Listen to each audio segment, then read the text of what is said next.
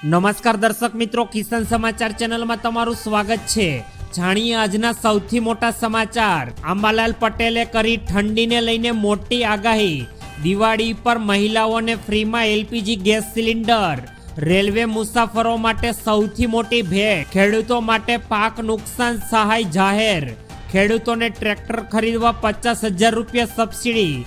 ખેડૂતો માટે આવી મોટી ગુડ ન્યૂઝ। ટેકાના ભાવે મગફળી ખરીદી મુદ્દે ધરણા। ખેડૂતોને મળશે 22,500 રૂપિયાની સહાય।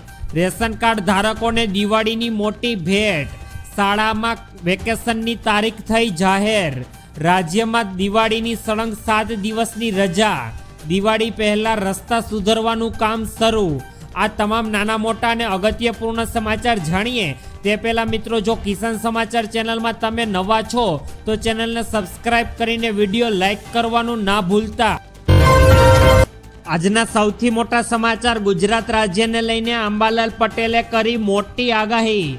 મિત્રો, ગુજરાત રાજ્યમાં વરસાદનો રાઉન્ડ ચાલી રહ્યો હતો। હવે વરસાદનો વિદાયનો સમય આવી ગયો છે અને હવામાન નિષ્ણાત અંબાલાલ પટેલે અત્યારે ગુજરાત રાજ્યને લઈને લેટેસ્ટ ઠંડીની આગાહી પણ કરી દીધી છે, જેમાં તેમનું કહેવું છે કે 20 ઓક્ટોબર બાદ ગુજરાત રાજ્યમાં કડકડતી ઠંડી પડવાની શરૂઆત થઈ જશે અને ભારે ઠંડી પડી શકે।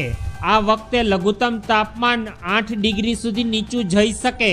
રાજ્યમાં 23 ઓક્ટોબરથી ઠંડીની શરૂઆત થશે અને 23 ઓક્ટોબરથી ઠંડા પવનો ફૂંકાશે અને 22 ડિસેમ્બરથી હાડ થીજવતી ઠંડી પડશે। રાજ્યના હવામાન વિભાગે વિવિધ વિસ્તારોમાં 13 ઓક્ટોબર સુધી છૂટા છવાયેલા હળવા વરસાદની પણ આગાહી કરી છે, જ્યારે આગામી 24 કલાક દરમિયાન દક્ષિણ ગુજરાતના કેટલાક ભાગોમાં ઠંડીની સાથે વરસાદ પડવાની પણ શક્યતા છે। ગુજરાત રાજ્યમાં અત્યારે શક્તિ નામના વાવાઝોડાનું ડિપ્રેશનમાં અત્યારે વરસાદી માહોલ જામ્યો છે અને દરિયાકાંઠે DC1 સિગ્નલ જાહેર કરવામાં આવ્યો છે। આ બધાને જોતા અત્યારે એવું લાગી રહ્યું છે કે વરસાદ હજુ દિવાળી સુધી પણ પીછો છોડવાનો નથી। ત્યારબાદના બીજા મોટા સમાચાર। ગૃહિણીઓને મોટી ભેટ। મહિલાઓને દિવાળી પર મોદી સરકારની આપી મોટી ભેટ। દિવાળીના શુભ અવસર પર વડાપ્રધાન નરેન્દ્ર મોદીએ અત્યારે ગુજરાતની દરેક મહિલાઓને મોટી ભેટ આપી છે।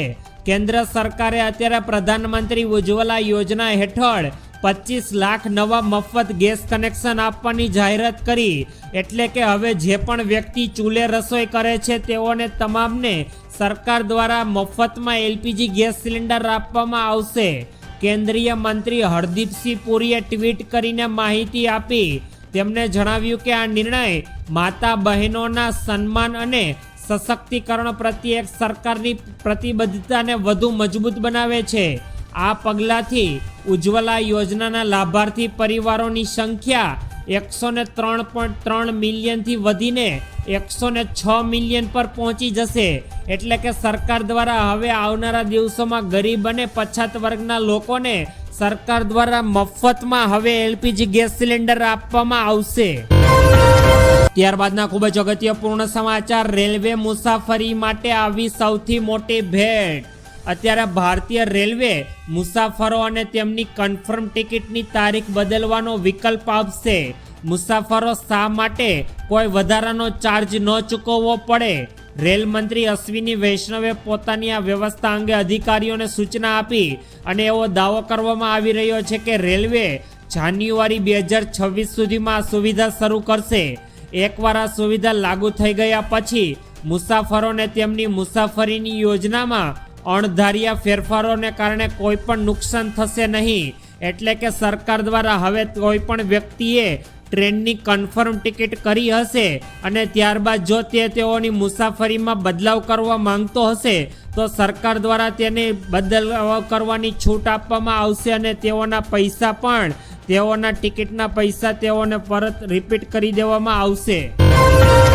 ત્યારબાદના મહત્વપૂર્ણ સમાચાર। ખેડૂતોને પાક નુકસાન સહાય થઈ જાહેર।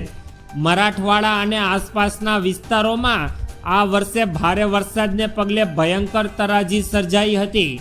મોટા ભાગે ખેતી પર જીવન નિર્વાહ ચલાવતા આ વિસ્તારમાં આશરે 68 લાખ હેક્ટરમાં ખેતી સાવ ધોવાઈ જતા ખેડૂતોની હાલત કફોડી બની। રાજ્ય સરકારે અત્યારે ખેડૂતોની વહારે આવીને ફૂલ 31,628 કરોડ રૂપિયાનું રાહત પેકેજ જાહેર કર્યું છે. વરસાદને કારણે જીવ ગુમાવનાર, ઘર ગુમાવનાર અને પાકના થયેલ નુકસાનને બદલે ખેડૂતોને સરકાર હવે 47,000 રૂપિયા સુધીની સહાય તેમના બેંક એકાઉન્ટમાં આપવામાં આવશે. સરકાર દ્વારા આ વર્ષે જે પણ ખેડૂતોને જે પણ જિલ્લામાં નુકસાન પહોંચ્યું છે તે તમામ ખેડૂત મિત્રોને અત્યારે સરકાર દ્વારા આવનારા દિવસોમાં 47,000 રૂપિયા હેક્ટર દીઠ સરકાર દ્વારા સહાય ચૂકવવામાં આવશે.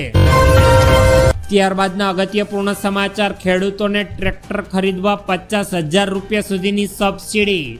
ખેડૂતો માટે ખેતી હંમેશા એક મોટો પડકાર રહ્યો છે, કારણ કે અભભક ખેતીમાં ટ્રેક્ટર સૌથી વધુ મોંઘું સાધન આપવામાં આવે છે. ટ્રેક્ટર વિના ખેડાણ, બીજ વાવવા અને પાક કાપવા અત્યંત મુશ્કેલ બની જાય. ગ્રામીણ વિસ્તારોમાં ઘણીવાર ટ્રેક્ટર ખરીદવાનું અશક્ય લાગે છે, જેનો અર્થ લાખો રૂપિયા થઈ શકે છે. આ મુદ્દાને ઉકેલવા માટે કેન્દ્ર સરકારે ખેડૂતો માટે અત્યારે ખાસ મિત્રો યોજના શરૂ કરી. આ યોજનામાં ખેડૂતોને ટ્રેક્ટર ખરીદવા માટે સીધી નાણાકીય સહાય પૂરી પાડવામાં આવશે. ખેડૂતો હવે તેમના નવા ટ્રેક્ટર પર 20%થી લઈને 50% સુધીની સબસિડી મેળવી શકે. આ સુવિધાનો લાભ લઈ ખેડૂતો તેમના ખેતીના કાર્યોને સરળ બનાવી શકે અને આધુનિક કૃષિ પદ્ધતિનો ઉપયોગ કરીને ઉત્પાદનમાં પણ વધારો મેળવી શકે. ત્યારબાદના અગત્યપૂર્ણ સમાચાર, ખેડૂતો માટે આવી મોટી ગુડ ન્યૂઝ. એક રાજ્યમાં પીએમ કિસાન યોજના હેઠળ 21મો હપ્તો જાહેર કરવામાં આવ્યો છે. જી હા મિત્રો, કેન્દ્રીય કૃષિ મંત્રી શિવરાજસિંહ ચૌહાણે મંગળવારે પૂરગ્રસ્ત જમ્મુ અને કાશ્મીરના 8,55,000 ખેડૂતોને પીએમ કિસાન યોજના હેઠળ 171 કરોડ રૂપિયાનો 21મો હપ્તો જાહેર કર્યો છે. તમને જણાવી દઈએ કે પીએમ કિસાન યોજના હેઠળ કેન્દ્ર સરકારે ખેડૂતોને દર વર્ષે અને 3-4 મહિને 2,000 રૂપિયા અને વાર્ષિક 6,000 રૂપિયા સુધીની નાણાકીય સહાય પૂરી પાડે છે. પરંતુ અત્યારે પંજાબ, હરિયાણા અને ઉત્તરાખંડની સાથે જમ્મુ કાશ્મીરમાં પૂર અને બાઢ આવ્યા હોવાને કારણે સરકાર દ્વારા આ ખેડૂતોને પૈસાની ખૂબ જરૂર હોવાથી 21મો હપ્તો સરકારે માત્ર 4 રાજ્યના ખેડૂતો માટે જાહેર કરી દીધો છે. બાકી આખા દેશમાં દરેક રાજ્યને 21મો હપ્તો પીએમ નરેન્દ્ર મોદી દ્વારા દિવાળી પહેલા મોટી ભેટ તરીકે આપવામાં આવી શકે. ત્યારબાદના અગત્યપૂર્ણ સમાચાર, ખેડૂતોને હવે મળશે 22,500 રૂપિયા. ખેડૂતોને કલ્યાણ અને સહકાર વિભાગ દ્વારા ખેડૂતોની ખેતીની આવક બમણી કરવા માટે અનેક યોજના ચલાવવામાં આવે છે. આ યોજના થકી ખેડૂતોને આર્થિક વિકાસ કરવામાં આવે. જેમની આ એક યોજના પીવીસી પાઇપલાઇન યોજના 2025. ખેતરમાં પાઇપલાઇન નાખવા માટે મળશે 22,500 રૂપિયા સુધીની સહાય. તથા અરજી કરવા માટે તમારે ઓનલાઈન સેન્ટર પર ત્યાં જઈ તપાસ કરવાની રહેશે.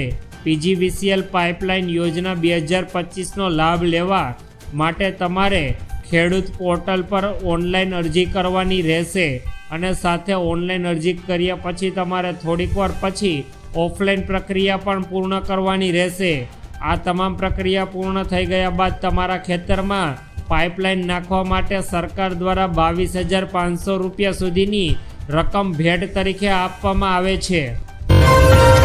ખૂબ જ ઉપયોગીપૂર્ણ સમાચાર, રેશન કાર્ડ ધારકોને દિવાળીની મોટી ભેટ મળી. સરકાર દ્વારા જાહેર વિતરણ વ્યવસ્થા હેઠળ જે પણ ગરીબ વ્યક્તિઓ રાશન લેવા માટે હવે દુકાનની બહાર લાંબી લાઈન લગાવીને ઊભા રહે છે, તેઓને હવે બહાર લાંબી દુકાન પર લાઈન લગાવવાની રહેશે નહીં. બુધવારે મોબાઈલ કોંગ્રેસમાં રાશન એટીએમ લોન્ચ કરવામાં આવ્યું, જે વડાપ્રધાન નરેન્દ્ર મોદી દ્વારા રજૂ કરવામાં આવ્યું છે. આ એટીએમ મશીનની વિશેષતા એ છે કે બાયોમેટ્રિક દ્વારા કાર્ય કરે છે અને એક સમયે 25થી 30 કિલો સુધી રાશનનું વિતરણ કરવા માટે મશીન સક્ષમ છે. ધારો કે કોઈ વ્યક્તિનો કોટા 15 કિલોનો છે તો મશીન તેમને જણાવશે કે તેઓ 15 કિલો સુધી લઈ શકે છે. જો તમે તે સમયે ફક્ત 5 કિલો જોઈતું હોય તો બાકીનું રાશન તેમની સુવિધા મુજબ પછીથી લઈ શકાય છે. તેઓએ દેશમાં ગમે ત્યાં રાશનમાંથી એટીએમની મદદથી રાશન મેળવી શકશો અને સરકાર દ્વારા આવા એટીએમ સ્થાપિત કરવા માટે કંપનીઓને સંપર્ક પણ કરવામાં આવી રહ્યો છે. ત્યારબાદના મહત્વપૂર્ણ સમાચાર, શાળા કોલેજમાં વેકેશન જાહેર, તારીખો થઈ જાહેર. ગુજરાત શિક્ષણ વિભાગ દ્વારા શાળાઓના દિવાળી અને ઉનાળુ વેકેશનને લઈને અત્યારે સરકારે સત્તાવાર રીતે પરિપત્ર બહાર પાડવ્યો છે. શૈક્ષણિક વર્ષ 2025-26 માટે દિવાળી વેકેશન 16 ઓક્ટોબરથી લઈને 5 નવેમ્બર સુધી, આમ કુલ 21 દિવસનું દિવાળી વેકેશન રહેવાનું છે. જ્યારે ઉનાળુ વેકેશન 4 મેથી 2026થી લઈને 7 જૂન 2026 સુધી, એટલે કે કુલ 35 દિવસનું રહેવાનું છે. આ નિર્ણયથી વિદ્યાર્થીઓ, વાલીઓ અને શિક્ષકો રજાનું આયોજન કરીને દિવાળીનું વેકેશન સરળતાથી માણી શકશે. ત્યારબાદના મહત્વપૂર્ણ સમાચાર, દિવાળી પર સળંગ 7 દિવસની રજા.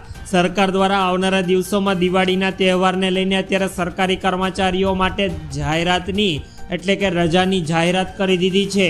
રાજ્ય સરકારના કર્મચારીઓ માટે આ મોટો નિર્ણય લેવામાં આવ્યો, જેમાં સરકારે કર્મચારીઓની માંગણી સ્વીકારી લીધી છે. 21 તારીખથી લઈને 24 ઓક્ટોબર તેમ 2 દિવસની રજા રહેશે. સપ્તાહ સુધી રજા મળે તેવી અનુકૂળતા સરકારે આપી છે. 20મી દિવાળીએ અને 21મીએ પડતર દિવસની રજા. 24 તારીખે પણ કચેરીમાં રજા આપવાનો નિર્ણય લેવાયો છે. કર્મચારીઓને 20થી 26 સુધી સળંગ રજા મળશે અને નવેમ્બર મહિનાના બીજા શનિવારે કચેરી ચાલુ રાખશે તથા 8 નવેમ્બર 13 ડિસેમ્બરના રોજ શનિવારે કચેરી ચાલુ રહેશે, જેની દરેક વ્યક્તિઓએ ખાસ નોંધ લેવી. ત્યારબાદના અગત્યપૂર્ણ સમાચાર, દિવાળી પહેલા પડેલા ખાડા સુધારવાનું સરકારનું કાર્ય શરૂ. નવરાત્રિના છેલ્લા દિવસોમાં પડેલા વરસાદને કારણે અત્યારે ગુજરાતના રસ્તાઓ પર ઠેર ઠેર ડામર સાફ થઈ ગયા છે અને નવા ડામર રાખવાનું